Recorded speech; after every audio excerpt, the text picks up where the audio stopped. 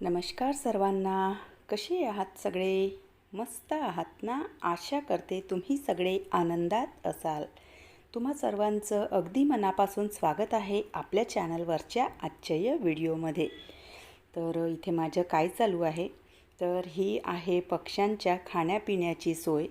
आता बघा, उन्हाळा इतकं कडक होत चाललं आहे आणि तापमान जे आहे तर ते इतकं गरम होत चाललं आहे. अक्षरशः बघा, आपण घरामध्ये असतो आणि घरामध्ये सुद्धा इतकं गरम होतं आहे आणि इतका उकाडा होतो आहे. पंखा, कूलर सगळं चालवतो आपण, तरीसुद्धा किती गरम होतं आहे आणि किती असं अस्वस्थ वाटतं. तर बाहेर बिचारे हे जे लहान सहान पक्षी असतात, तर त्यांना बघा दाणेसुद्धा मिळत नाहीत आणि पाणीसुद्धा मिळत नाही आणि पाण्यासाठी त्यांची वणवण वणवण अशी भटकंती चालू असते. आणि इकडे तिकडेसुद्धा बघा, कधी कधी काय होतं की वातावरण जर थंड असलं की छोट्या छोट्या खड्ड्यांमध्ये कुठेतरी त्यांना पाणी मिळतं.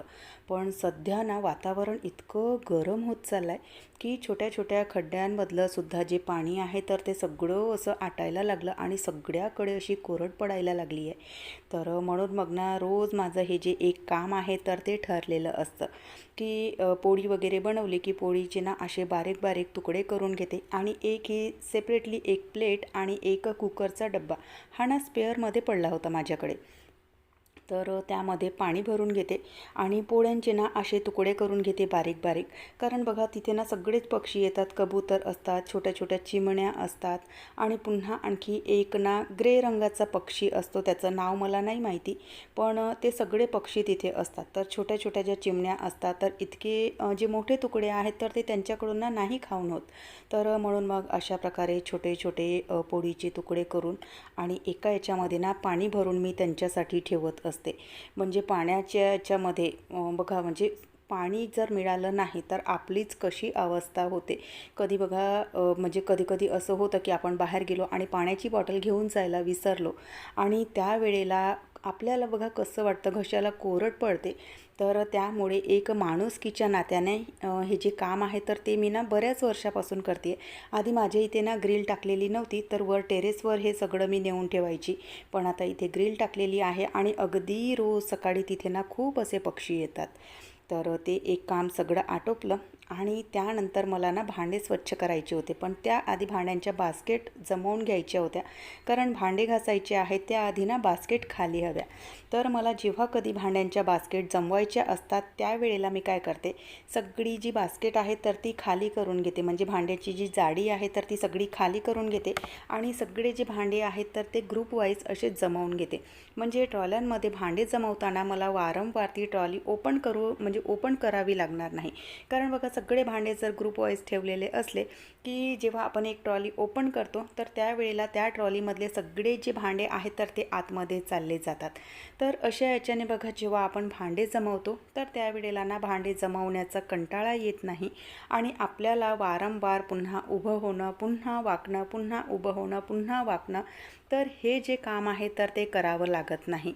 तर जेव्हा कधी मला भांडे जमवायचे असतात तर अशा प्रकारे सगळे जे भांडे आहेत तर ते मी इथे गॅसच्या ओठ्यावर काढून ठेवून देते.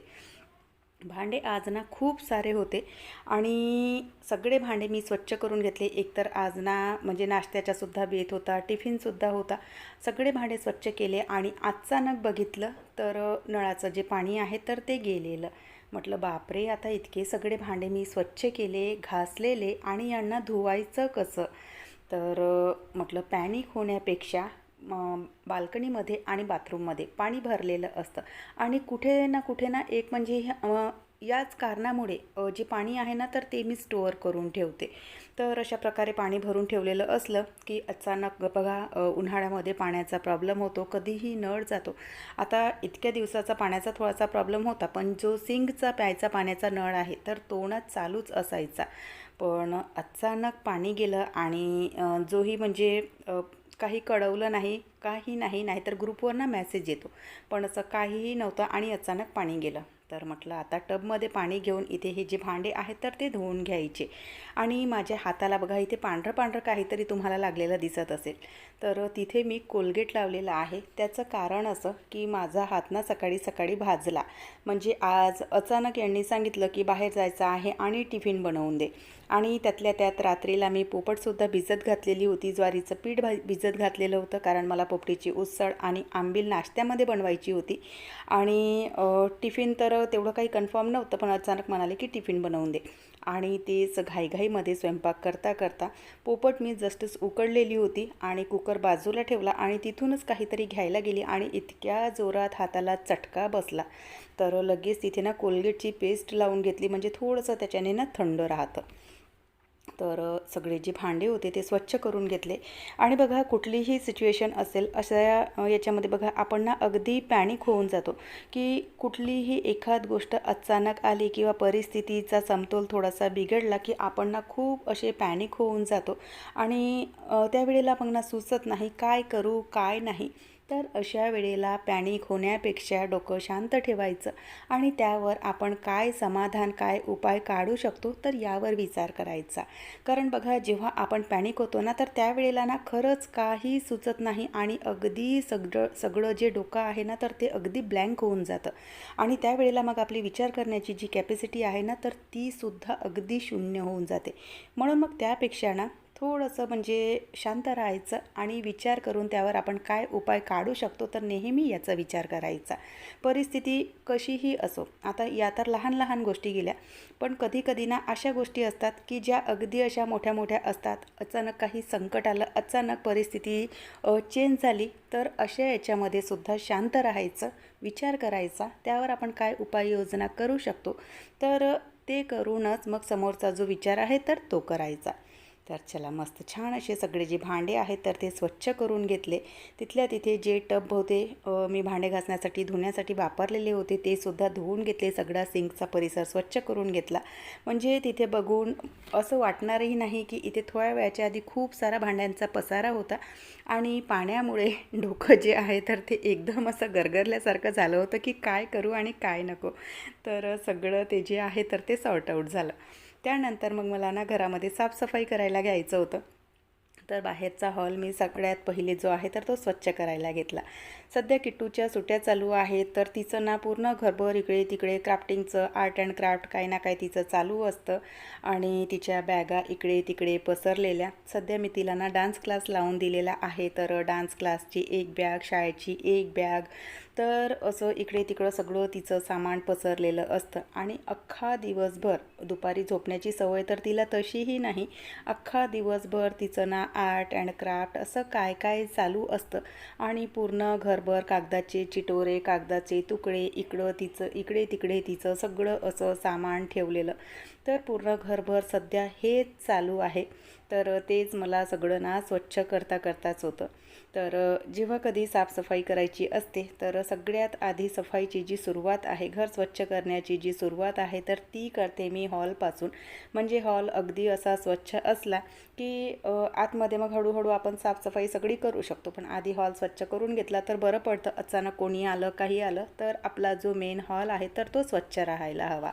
त्यानंतर बाल्कनीसुद्धा स्वच्छ करायची होती. तर इथला हा जो काळा कट्टा आहे तर 1-2 दिवसातून ना त्यावर असा कपडा फिरवून घ्यावा लागतो. नाहीतर तिथे बघा धूळ माती असं सगळं काही जमलेलं असतं.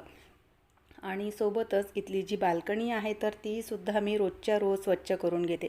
म्हणजे बघा तिथे जी काही धूळ असते किंवा मागे पाणी वगैरे भरून ठेवलेलं असतं, कूलर असतो, तर त्याच्याने बघा म्हणजे पाणी थोडंफार तिथे सांडतंच आणि तीच मग धूळ पूर्ण घरभर येते. तर म्हणून मग रोजच्या रोज ना माझा गॅस ओटा स्वच्छ झाला की आधी ना ती जी बाल्कनी आहे तर ती मी स्वच्छ करून घेते. आणि त्यानंतर मग सगळं जे घर आहे तर ते स्वच्छ करायला घेते. नाहीतर मग ना सगळं घर स्वच्छ केलं आणि बाल्कन्या स्वच्छ केलेल्या नसेल ना तर सगळे पाय पूर्ण घरभर फिरतात. तर म्हणून मग घर घाण व्हायला नको म्हणून मग आधी ना बाल्कनी मी स्वच्छ करून घेते. नंतर मग सगळं झाडत काढलं आणि कचरा इथे तुम्ही बघू शकत असाल. सगळ्या घरभर ना पूर्ण असे छोटे छोटे कागद आणि त्यांचे तुकडे असे सगळे पसरलेले असतात. तरी सकाळी ना मी एकदा झाडत काढलेलं होतं आणि हा झाडण्याचा दुसरा फेर आहे. पण तरीहीसुद्धा या पोरीच्या याच्याने ना सगळ्या घरभर ना असे कागद हे ते पडलेले असतात. सगळं घर झाडत काढून घेतलं आणि त्यानंतर जो वॉशिंग एरिया आहे तर तो सुद्धा स्वच्छ करून घेते. आजकाल ना हवा इतका चालतो आणि इतकी धूळ घरामध्ये येते की अक्षरशः अशी ना धुळीची एक लेयर मागे सगळ्या घरामध्ये दिसते आणि बाल्कन्यांमध्ये पूर्ण इकडे तिकडे धुळीची अशी लेयर असते. तर आधी सगळं ते स्वच्छ करून घेतलं आणि त्यानंतर मग आंघोळीच्या नंतर थोडासा आपला जो स्किन केअर असते तर तो करायला घेतला. आणि मग अशी बघा जिथे मी तुम्हाला सांगितलं होतं की हाताला भाजलेलं आहे तर थोडासा मी तिथे लगेच कोलगेट लावून घेतला. पण तरीहीसुद्धा थोडासा ना तिथे एक जो फोळा आपण म्हणतो आणि थोडासा असा जो लालसर डाग आहे तर तो तिथे पडलेला.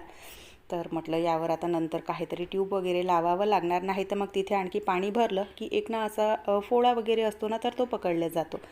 तर म्हणून मग म्हटलं की नंतर तिथे ट्यूब वगैरे लावून घेणार. आंघोळ झाल्याच्या नंतर बघा आपण काय करतो अगदी तसेच राहतो. त्यापेक्षा ना थोडंसं स्वतःला 10 मिनटं द्यायचे आणि क्रीम पावडर केस वगैरे थोडेसे व्यवस्थित करून घ्यायचे. दिवसभर गाऊनवर राहण्यापेक्षा ड्रेस घालून घ्यायचा. कारण बघा ज्या दिवशी आपण अख्खा दिवस गाऊनवर राहतो ना त्या दिवशी ना पूर्ण दिवसभर ना म्हणजे असा आळस येतो. माझ्यासोबत तर नेमकं तसं होतं की ज्या दिवशी मी अख्खा दिवस गाऊनवर आहे त्या दिवशी ना इतका आळस येतो काहीच करावंसं वाटत नाही. म्हणून मग थोडासा वेळ स्वतःला द्यायच्या आंघोळीचा नंतर आणि स्वतःला थोडंसं नीटनेटकं करून घ्यायचं.